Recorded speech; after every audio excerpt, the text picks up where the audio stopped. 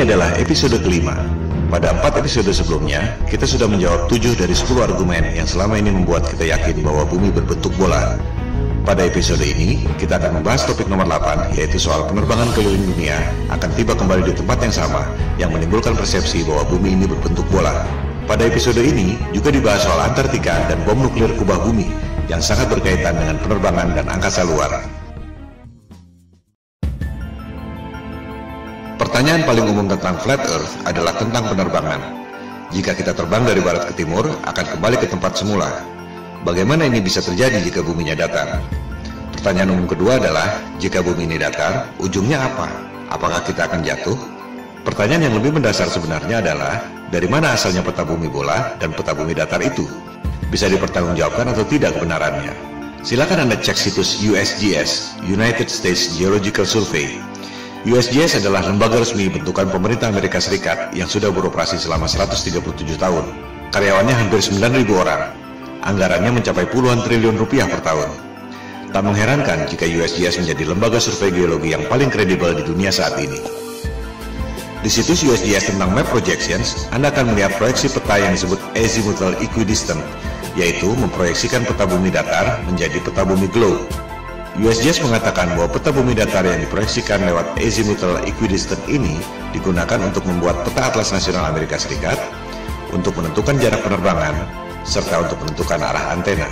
Selanjutnya, USGS mengatakan bahwa logo PBB adalah peta bumi datar yang menjadi sumber Azimuthal Equidistant itu. Ini adalah bukti yang tak terbantahkan. Pada referensi lain, di Wikipedia, diterangkan bahwa peta bumi datar yang diproyeksikan dengan metode Azimuthal Equidistant ini membuat berbagai jarak pada peta bumi bola menjadi benar secara proporsional. Artinya, peta yang sebenarnya adalah peta bumi datar itu. Disebut pula bahwa rumus matematika untuk pembuatan Azimuthal Equidistant ini pertama kali dikemukakan oleh seorang cendekiawan muslim bernama Al-Biruni yang hidup 1000 tahun lalu. Kita tak pernah mendengar nama Al-Biruni, tapi NASA tahu persis dan menamakan sebuah krater di bulan dengan nama Al-Biruni Crater untuk menghormati pencetus metode Azimuthal Equidistant itu. Jadi jelas sekali bahwa menurut USGS, peta bumi datar adalah dasar pembuatan peta bumi bola.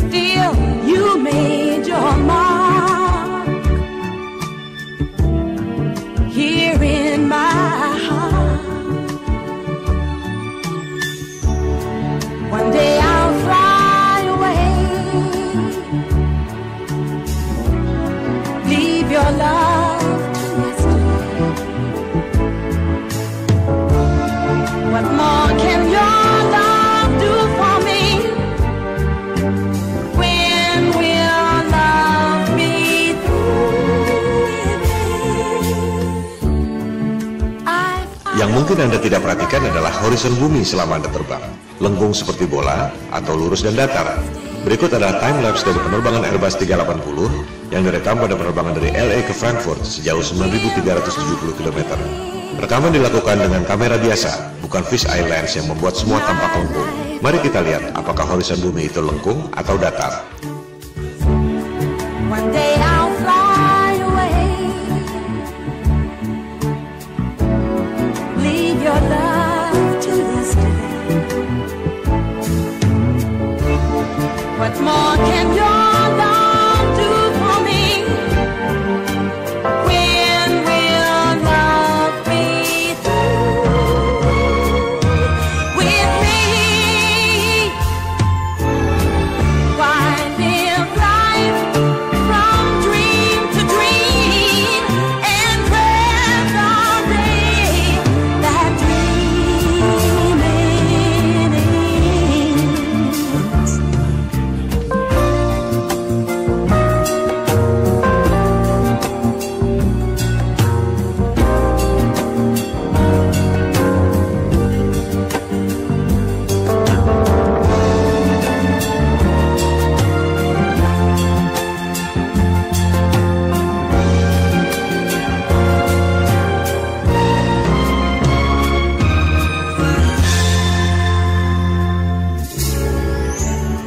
Kembali pada perbandingan kedua peta, tempat-tempat di dekat pusat lingkaran, yakni kutub utara, secara proporsional jaraknya sama.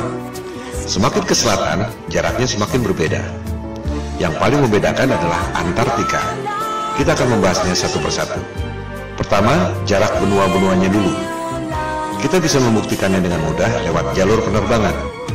Di selatan Khatulistiwa, yakni Australia, Amerika Selatan, dan Afrika Selatan, jalur penerbangannya tak masuk akal jika menggunakan peta globe, tapi masuk akal jika menggunakan peta flat earth. Anda bisa cek sendiri melalui berbagai situs yang menyediakan layanan tiket penerbangan. Kita ambil contoh satu jalur penerbangan di belahan selatan, dari Santiago, Chili di Amerika Selatan ke Johannesburg di Afrika Selatan. Jika kita ambil jarak lurus di peta globe, memakan waktu 12 jam penerbangan.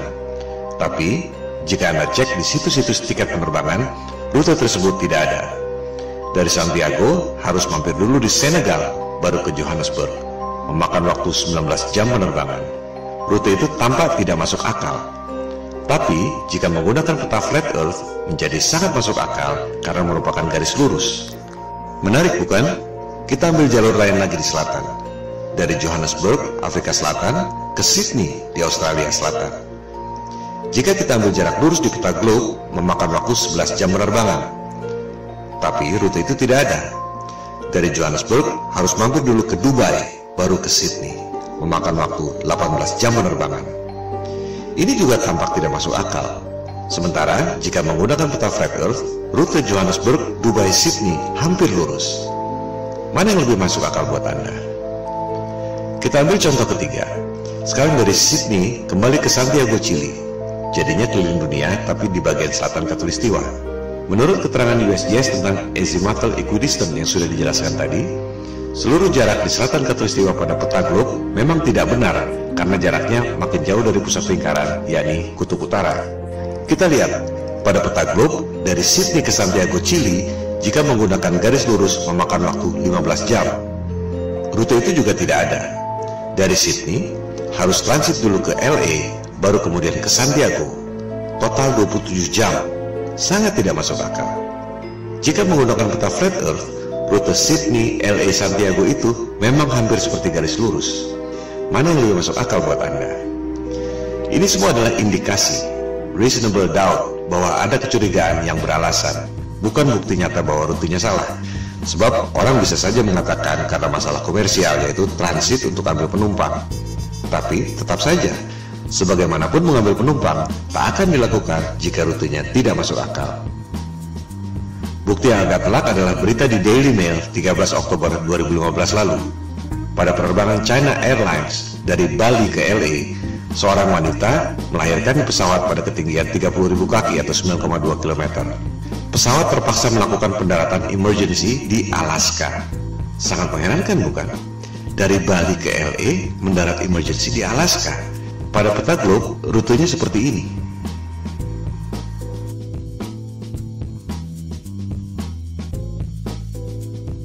Pada peta bumi datar, rute Bali LA mendarat di Alaska adalah seperti ini. Mana yang lebih masuk akal buat Anda? Perbedaan utama antara peta globe dan peta bumi datar adalah di bagian selatan. Pada peta globe, di selatan Khatulistiwa semakin mengecil dan Antartika adalah sebuah benua.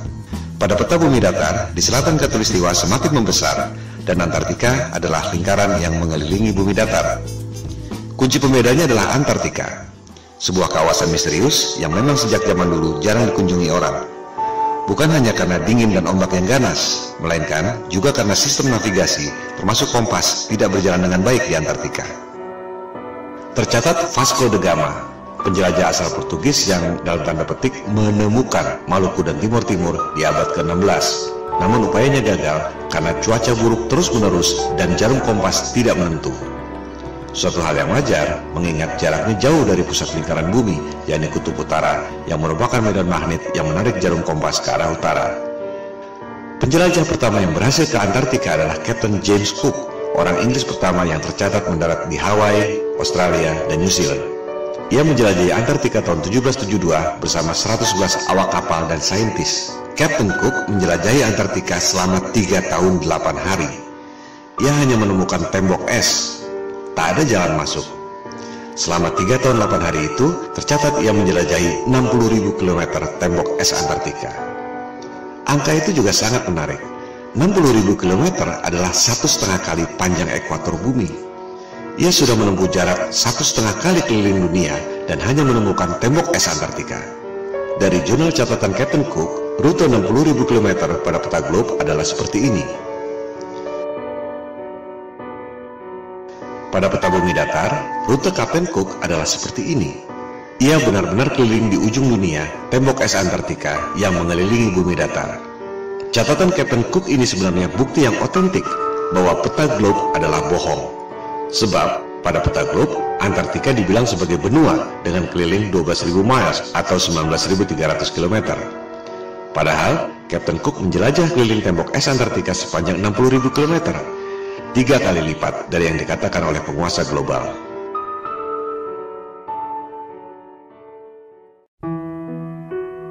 Tokoh paling penting dalam penjelajahan Antartika adalah Admiral Richard E. Byrd.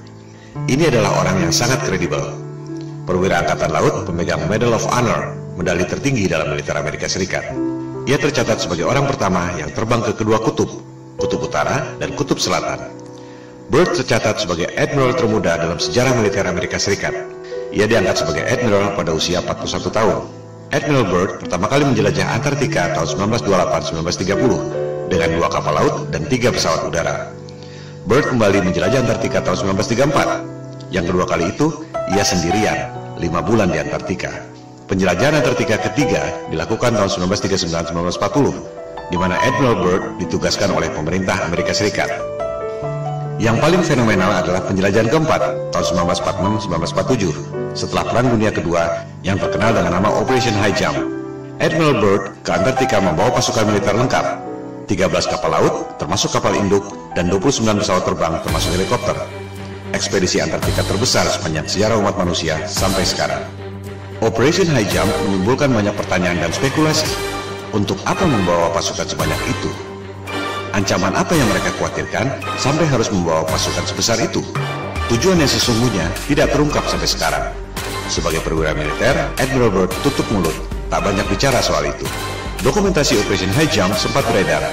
Terlihat Admiral Byrd menemukan wilayah di Antartika yang sama sekali tidak ditutupi salju, yang sangat memungkinkan adanya kehidupan.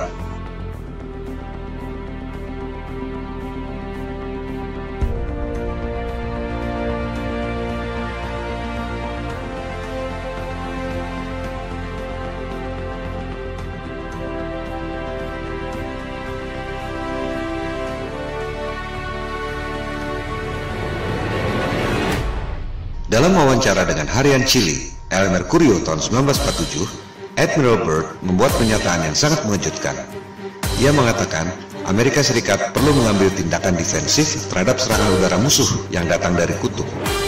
Musuh yang mana? Mengapa dari kutub? Teka-teki yang tak terjawab sampai sekarang. Ekspedisi kelima Admiral Byrd ke Antartika dilakukan tahun 1956-1957, dikenal dengan nama Operation Deep Freeze, untuk membangun 3 pangkalan militer di Antartika. Berikut ada cuplikan wawancara TV yang langka dari Admiral Byrd tahun 1957. A television journal of the important issues of the hour. Our very distinguished guest for this evening is Admiral Richard E. Byrd. I must say that Admiral Byrd, our guest tonight, is not only our greatest living explorer, but he's been an inspiration to countless Americans. Admiral Byrd, you've been to both the North Pole and the South Pole. Is there any unexplored land left on this Earth? But strangely enough, there's left in the world today an area as big as the United States that's never been seen by a human being. And that's beyond the pole on the other side of the South Pole.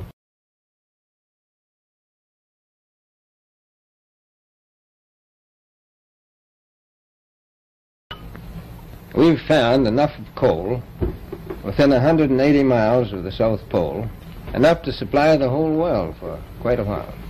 So we think there's oil there, and there's evidence, probably uranium there. Ada 3 hal yang sangat penting yang perlu dicatat dari pernyataan otentik Admiral Byrd. Pertama, Antartika kaya sumber daya alam. Ada batu bara, minyak, dan kemungkinan uranium. Kedua, ada wilayah sebesar Amerika Serikat yang belum pernah dilihat oleh manusia. Letaknya melampaui atau di belahan lain Antartika. Ketiga, dari clipping koran di Chili tahun 1947 setelah Operation High Jump, dikatakan ada kemungkinan serangan udara musuh yang datang dari Antartika. Ketiga hal ini adalah teka-teki yang luar biasa. Pertama, dunia pertambangan, dimanapun ada sumber daya, pasti akan disambangi dan digali. Selama ada nilai ekonomi, menghasilkan keuntungan, perusahaan pasti berebut. Udara dingin sama sekali bukan hambatan. Di Kutub Utara, kita tahu ada banyak perusahaan tambang yang beroperasi. Australia misalnya, yang berada di belahan bumi selatan, memiliki pertambangan di Kutub Utara. Tapi tidak di Antartika. Tak ada satupun perusahaan pertambangan yang menggali sumber daya di sana. Padahal jelas-jelas Admiral Byrd mengatakan ada sumber batu bara yang cukup untuk memasok seluruh dunia selama beberapa tahun. Byrd checks position by the sun compass. The glacier signals the South Pole itself. Here, Byrd drops the flags of the United Nations, carefully boxed, a symbol of America's goodwill to all nations. Coal, a mountain of coal. Byrd later declares Antarctic mines, if once tapped, could supply the world's coal needs for centuries.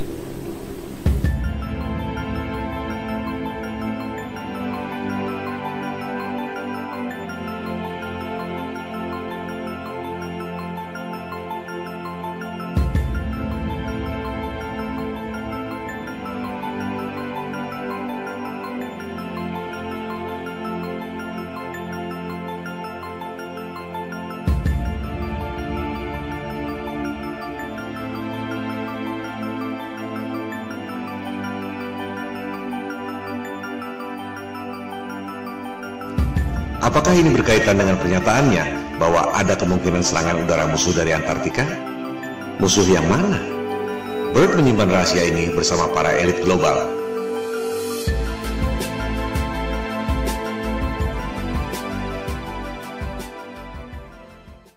Kedua, dikatakan ada wilayah sebesar Amerika Serikat yang belum pernah dilihat oleh manusia, letaknya beyond, on the other side, Antartika. Jelas sekali ia tidak bicara dengan menggunakan peta bumi globe. Sebab, jika terbang melewati Antartika, seharusnya kembali pada 3 benua yang terletak di selatan. Apakah Australia, Amerika Selatan, atau Afrika Selatan? Tapi Byrd mengatakan, jika kita terbang melewati Antartika, justru sampai ke benua lain yang belum pernah dilihat oleh manusia. Tak mungkin jika menggunakan peta globe. Sekali lagi, Admiral Byrd adalah tokoh yang kredibel. Admiral termuda sepanjang sejarah militer Amerika Serikat, pemegang Medal of Honor. Dan kita semua melihat dan mendengar sendiri dari mulutnya, bukan berita hoax atau salah terjemahan. Artinya, informasi ini adalah data yang kredibel, bahwa jika kita melewati Antartika, kita akan menemukan dunia lain, benua yang belum terpetakan. Pada peta bumi datar, yang dipetakan memang hanya sebatas tembok es Antartika yang mengelilingi bumi datar. Tak ada yang tahu apa yang ada di seberang tembok es itu. Kebanyakan orang berpikir bahwa di tembok es itu ada kubah celestial yang tidak kelihatan. Tapi, menurut Byrd, masih ada benua lain di seberang sana. Apakah ini berkaitan dengan pernyataannya tentang ancaman serangan udara musuh dari belahan Antartika? Yang sangat menarik, di Library of Congress, Perpustakaan Kongres Amerika Serikat, Anda dapat menemukan peta seperti ini. Peta itu ditemukan di sebuah kuil di Jepang yang dibuat sekitar 1000 tahun lalu. Kita lihat, yang bulat di tengah itu adalah peta bumi datar, yang juga merupakan logo PBB. Lingkaran putih adalah tembok es Antartika. Di bagian luarnya ada lusinan benua-benua sebesar Amerika. Apakah ini yang dimaksud oleh Admiral Byrd? Kalaupun benar, apakah benua-benua itu ada penghuninya? Manusia atau bukan? Itukah yang dimaksud Byrd sebagai kemungkinan serangan udara musuh dari belahan Antartika? Jangankan pergi ke bulan, Mars, atau Jupiter. Di belahan selatan bumi saja masih banyak yang tidak kita ketahui.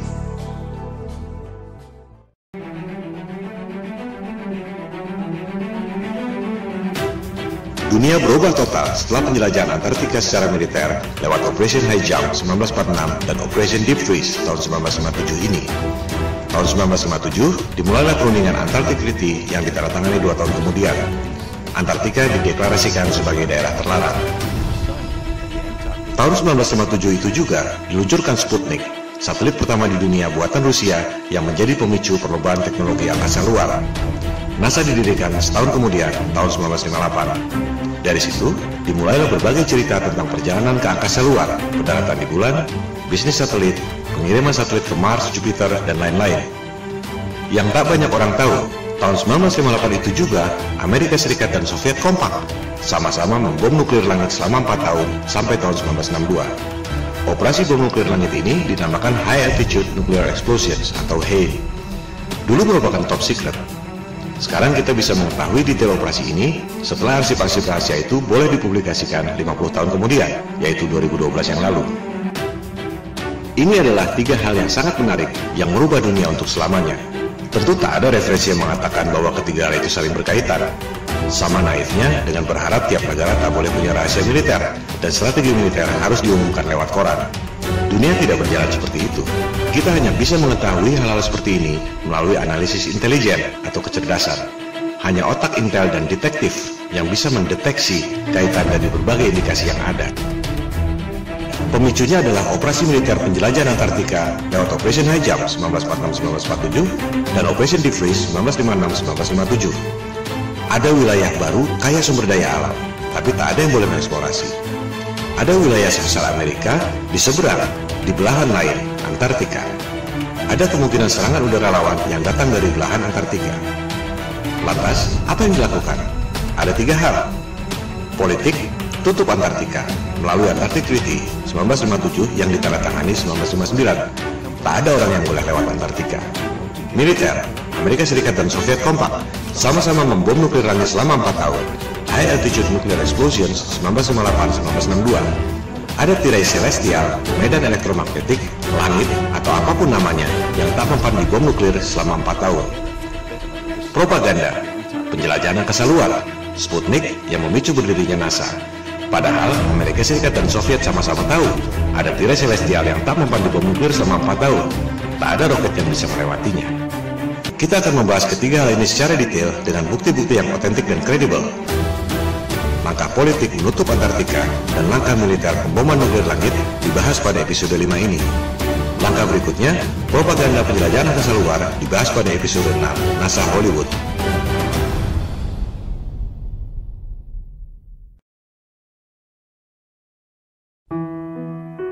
Kita mulai dengan langkah politik, menutup Antartika dari seluruh warga dunia lewat Antarctic Treaty 1959. Antartika berada di bawah pengawasan 12 negara, yaitu Amerika Serikat, Soviet atau Rusia sekarang, Inggris, Prancis, Jepang, Belgia, Norwegia, dan 5 negara di belahan paling selatan dunia, Australia, New Zealand, Argentina, Chili, dan Afrika Selatan. Ini adalah skandal. Semua negara boleh punya rahasia militer dan daerah terlarang. Area 51 atau Pentagon misalnya, atau Istana Negara, sudah pasti orang tak boleh terbang melintasi daerah itu tanpa izin. Tapi bukan berarti tak boleh melintasi satu benua Amerika. Melarang orang melewati satu benua adalah bukti bahwa dunia ini adalah panggung yang dikuasai oleh segelintir dalang. Dunia adalah milik seluruh warga berdasarkan prinsip kesetaraan. Tak ada yang boleh menjadi polisi dunia. Sebab kekuasaan itu cenderung korup dan kekuasaan yang mutlak secara mutlak pasti akan korup. Warga dunia berhak untuk tahu ada apa sebenarnya di Antartika. Jika bumi ini berbentuk bola dan di seberang Antartika adalah belahan bumi kita juga, semua warga berhak untuk tahu. Jika ternyata di seberang Antartika ada dunia lain yang belum pernah dilihat oleh manusia, seperti yang dikatakan oleh Admiral Byrd, warga dunia pun berhak untuk mengetahuinya. Maka kita kembali pada Flat Earth Challenge di awal episode 1. Kita tak perlu buang waktu berdebat kusir soal bentuk dunia. Silakan terbang lintasi Antartika. Anda tak akan dapat melakukannya. Yang dimaksud di sini adalah terbang melintasi Antartika, bukan camping atau terbang di pinggiran. Banyak tur atau camping di pinggiran Antartika. Bukan itu yang dimaksud.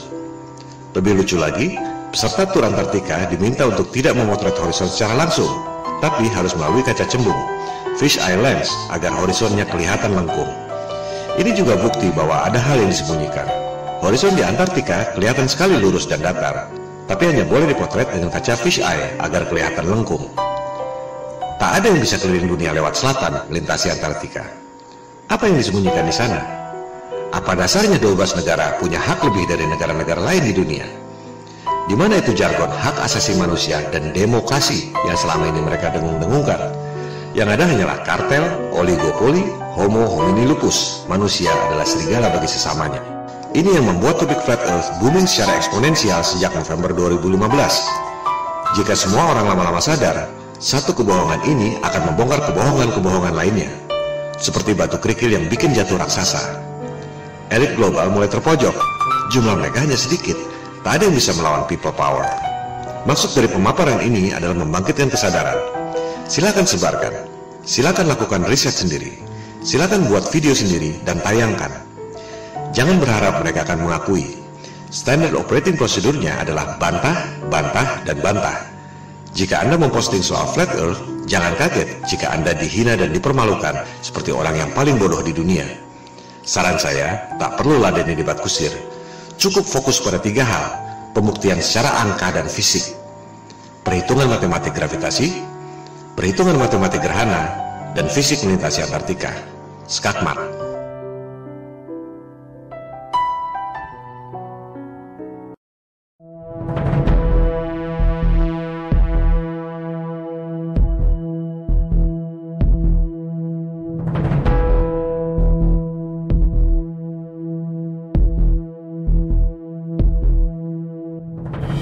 Di luar kisah-kisah drama Perang Dingin, Amerika Serikat dan Uni Soviet sebenarnya kompak melakukan operasi militer gabungan.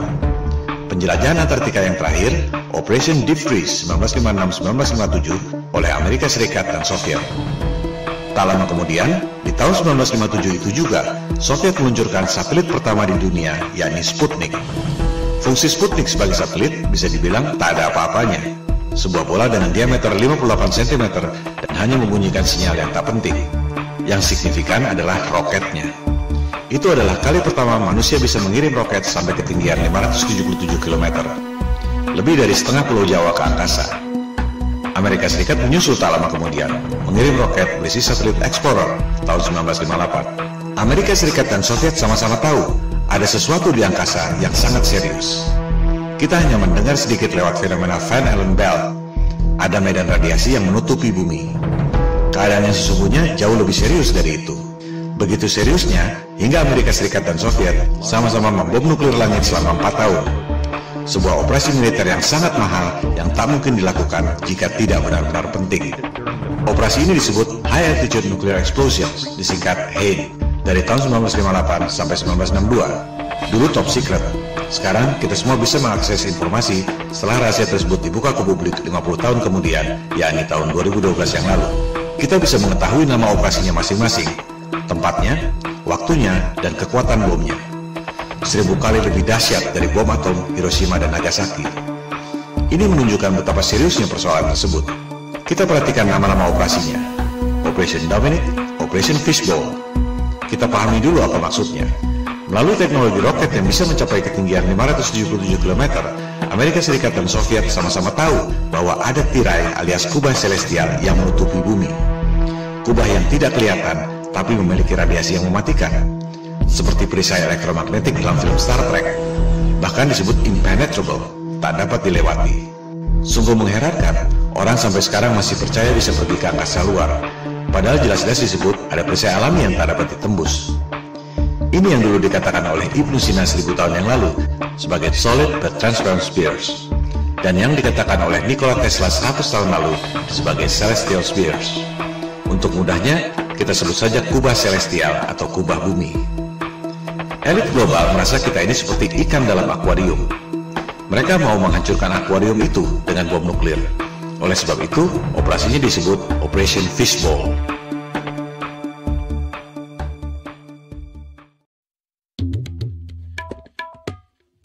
Elit global dan Freemason adalah titisan doktrinal dari Raja Nimrod yang membangun menara Babel untuk menantang Tuhan yang menciptakan banjir Nabi Nuh. Mereka percaya bahwa yang namanya Paradise alias surga Firdaus adalah Atlantis, sebuah benua yang ditenggelamkan oleh Tuhan lewat banjir Nuh. Itu sebabnya Nimrod membangun menara Babel yang menjulang tinggi ke langit. Anda bisa mempelajari sendiri soal menara Babel ini pada Alkitab Taurat.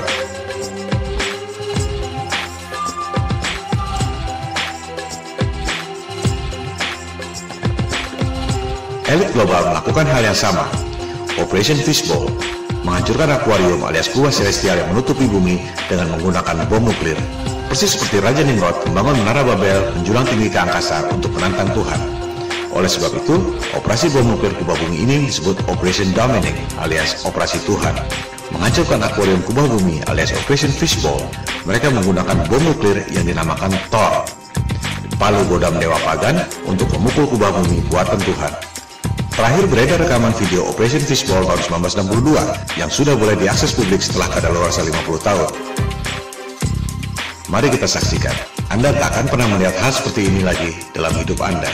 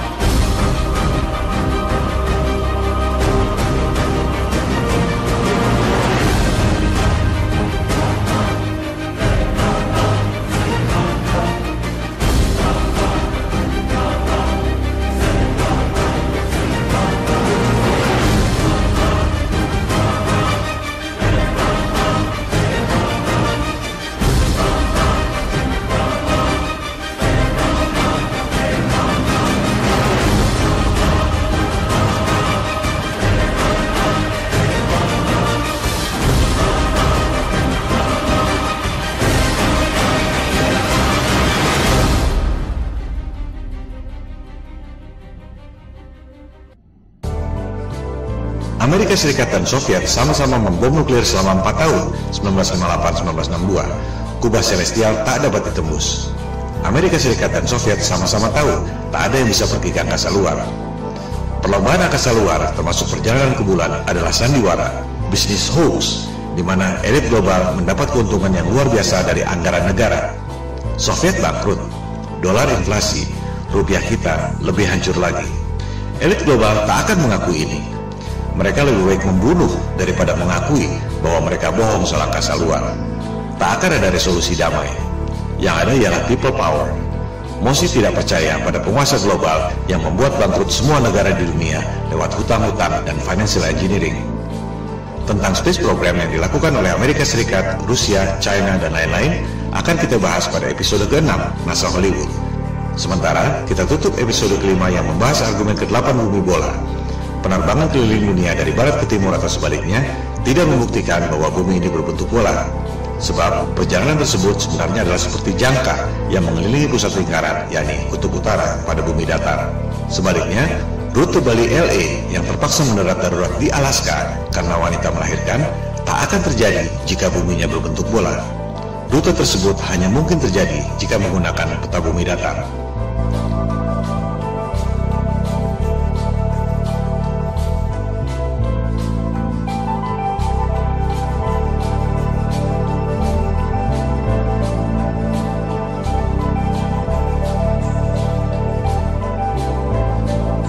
Orang bisa terbang keliling dunia dari barat ke timur atau sebaliknya. Tak ada yang bisa keliling dunia dari selatan ke utara, melintasi Antartika. Silakan Anda buktikan sendiri.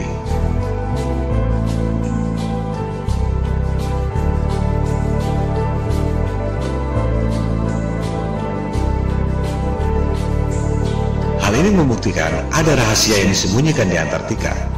Antartika adalah salah satu rahasia kunci pada konspirasi bumi datar.